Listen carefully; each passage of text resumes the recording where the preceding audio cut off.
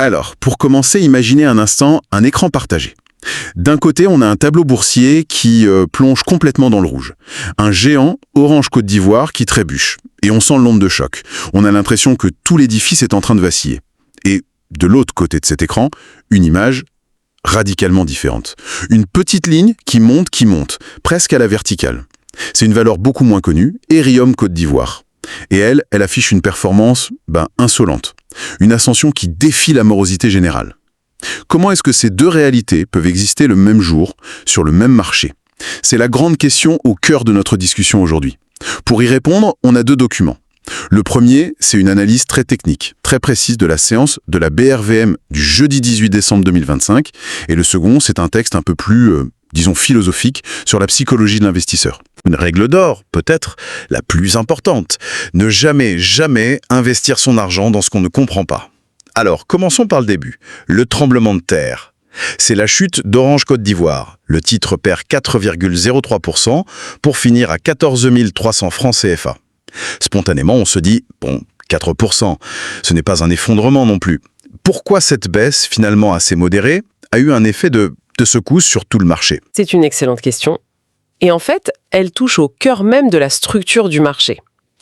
La réponse, elle tient en un mot, le poids.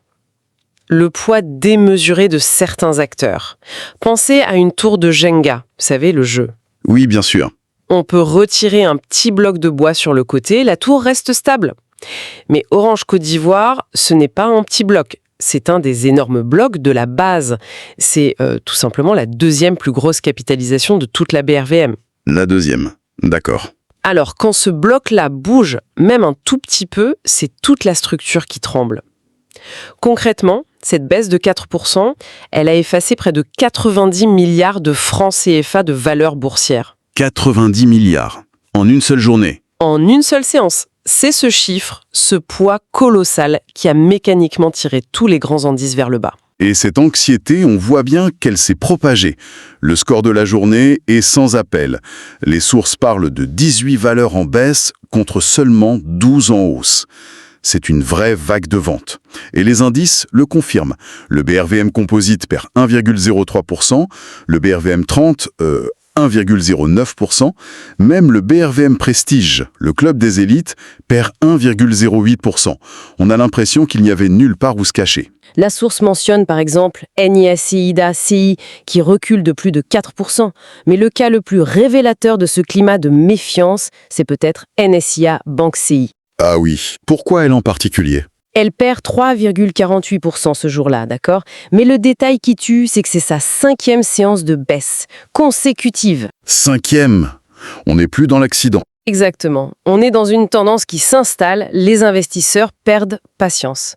Le titre avait tenté de franchir un seuil technique important, la zone des 12 000 francs CFA. Il a échoué. Et cet échec a été vu comme un signal de faiblesse. Depuis, la confiance s'érode. D'accord. Donc le tableau est assez sombre. Un leader qui flanche, une méfiance qui s'étend. Logiquement, on s'attendrait à ce que les investisseurs se calment, attendent que l'orage passe, donc moins d'activité, sauf que c'est tout l'inverse. Les volumes de transactions ont littéralement explosé, on parle de 2,41 milliards de francs CFA, soit une hausse de 278%. Ça n'a aucun sens, à première vue. Comment expliquer cette frénésie en plein marché baissier? C'est tout le paradoxe qui rend cette journée passionnante à analyser. Ce volume, il ne nous parle pas de résignation. Il nous parle de stress et d'arbitrage massif. C'est le terme de l'analyste. D'arbitrage massif? Oui. Et le mot arbitrage est crucial ici. Ça veut dire que les investisseurs ne prennent pas leur argent pour le mettre sous le matelas. Au contraire, ils sont hyper actifs. C'est une sorte de panique organisée. Une panique organisée, j'aime bien l'image. Ils vendent massivement les positions qui les inquiètent, comme Orange, mais ils ne gardent pas l'argent. Ils le réinvestissent à la seconde sur d'autres titres. Ce n'est pas une fuite hors du marché, mais bien une fuite à l'intérieur du marché. Une fuite à l'intérieur du marché, c'est une image très forte. Et on sait où cet argent s'est réfugié. J'imagine que dans un climat pareil, on cherche la sécurité, non? Des ports tranquilles. Exactement. C'est un réflexe de fuite vers ce qu'on perçoit comme la qualité, ou en tout cas la liquidité. Et ce jour-là, deux géants ont agi comme des aimants. Ecobank, Côte d'Ivoire, a aspiré à elle seule 1,44 milliard de francs CFA d'échange. 1,44 milliard. C'est la majorité des volumes, en fait. C'est l'écrasante majorité. Et Sonatel Sénégal, l'autre colosse, a capté plus de 508 millions. À elle deux, elle rafle presque tout. On voit donc une rotation très claire des capitaux, on déserte les titres sous pression et on se concentre massivement sur les 2 ou 3 valeurs refuges que tout le monde connaît. C'est un mouvement de défense. D'accord.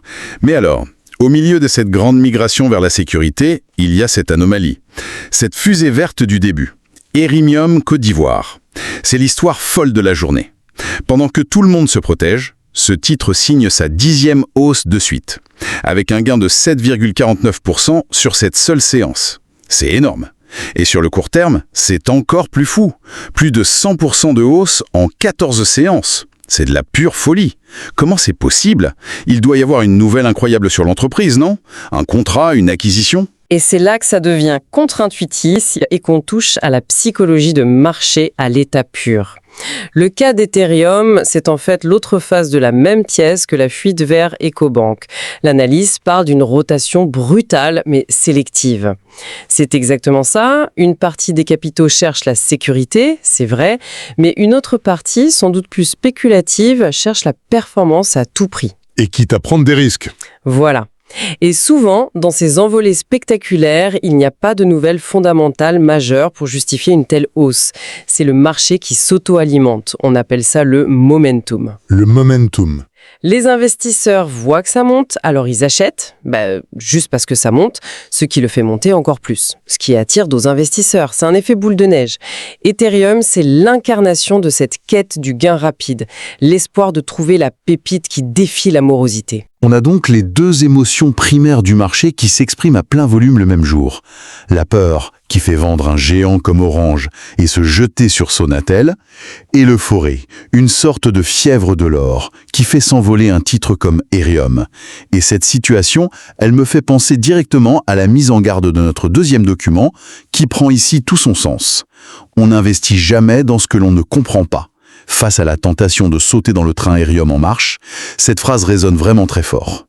Elle est fondamentale, parce qu'elle trace la ligne de séparation entre une stratégie d'investissement et un simple pari. Parier sur Erium parce que ça monte sans savoir ce que fait l'entreprise, comment elle gagne de l'argent, quels sont ses risques.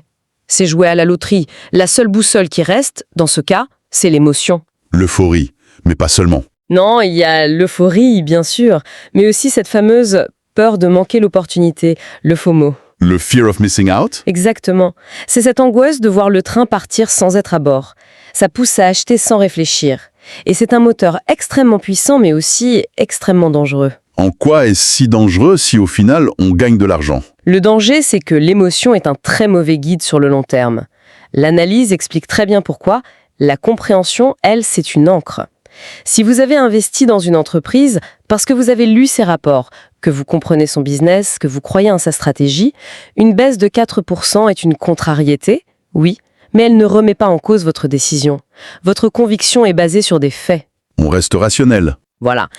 Mais si vous avez acheté parce que tout le monde achetait, la première baisse, même petite, déclenche la panique. Pourquoi?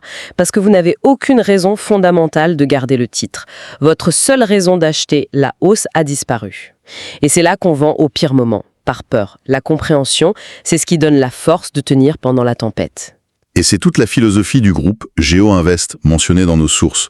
Leur credo, c'est la pédagogie avant la performance. C'est une idée forte. Ça veut dire qu'avant même de parler de rendement, leur priorité, c'est d'expliquer, de former, de s'assurer que la personne en face a bien compris les enjeux. Ils rappellent que la BRVM n'est pas un casino. C'est un outil de construction patrimoniale. Les mots-clés ne sont pas coût rapide ou tuyau, mais plutôt temps, discipline et surtout connaissance. Et ignorer ce principe, ça a un coût psychologique qui va bien au-delà de la perte financière. La source insiste beaucoup là-dessus. Pousser quelqu'un à investir dans un domaine qu'il ne maîtrise pas, c'est l'exposer à un cocktail toxique. D'abord la panique, puis la frustration de subir sans comprendre, et au final une perte de confiance durable dans l'investissement. C'est un cercle vicieux. Tout à fait. Une personne qui se brûle par ignorance, elle risque de conclure que la bourse, c'est de l'arnaque. Et elle n'y reviendra plus jamais. C'est une tragédie car elle se prive d'un levier d'enrichissement puissant sur le long terme. Ce qui souligne aussi que l'investissement, c'est quelque chose de très personnel en fin de compte. Absolument. Il n'y a pas de solution unique qui marche pour tout le monde. Chaque personne a son propre bagage, son niveau de connaissance, sa tolérance au risque. Ce qui est une opportunité formidable pour un trader aguerri qui suit Ethereum de près, peut être une source de stress insupportable pour un parent qui épargne pour les études de ses enfants. Le meilleur investissement du monde devient un mauvais investissement si on n'en dort pas la nuit. La connaissance de soi est aussi importante que la connaissance du marché. Donc, pour résumer, cette séance du 18 décembre 2025, c'était beaucoup plus qu'une simple journée de baisse. C'était une véritable étude de cas sur la psychologie humaine appliquée à la finance. D'un côté, la réaction de troupeau, la peur face à la chute d'un symbole qui pousse à se réfugier. Et de l'autre, l'euphorie spéculative, l'attrait pour l'histoire de succès fulgurant d'Ethereum qui attire les capitaux en quête de gains rapides. Et le message le plus subtil de nos sources, c'est que même dans ce chaos, tout n'était pas noir, il y avait des opportunités. L'analyse mentionne d'ailleurs que des valeurs comme Sikorsky ou Bernabé CI ont progressé. Mais ces points verts dans un océan de rouge, ce n'était pas du hasard. C'était le résultat d'analyses ciblées, certainement pas d'un suivi aveugle de la panique ou de l'euphorie générale. Tout à fait. Et si on connecte tous ces points, on arrive à une conclusion simple mais essentielle. L'acte d'investir, il ne commence pas quand on clique sur le bouton « Acheter ». Ça, c'est en fait la toute dernière étape. Le véritable investissement, il commence bien avant, dans la lecture d'un rapport, dans les questions qu'on pose, dans le temps qu'on passe à écouter une analyse, et même dans le courage de dire « non, je n'achète pas tant qu'on n'a pas compris ». Le meilleur investissement, la source le dit très bien, c'est la compréhension. C'est elle qui transforme un pari en une décision éclairée, c'est elle qui permet d'agir selon ses propres convictions, et non selon le bruit ambiant. Ce qui nous laisse avec une question de fond pour celles et ceux qui nous écoutent. Dans un monde où l'info, les bons plans, les rumeurs circulent à la vitesse de la lumière, comment fait-on pour construire cette discipline nécessaire pour résister à l'envie si humaine de suivre le mouvement, de peur de rater quelque chose? Et à l'inverse, quelle est la vraie valeur d'une opportunité qu'on a consciemment laissée passer, tout simplement parce qu'on n'a pas pris le temps de la comprendre?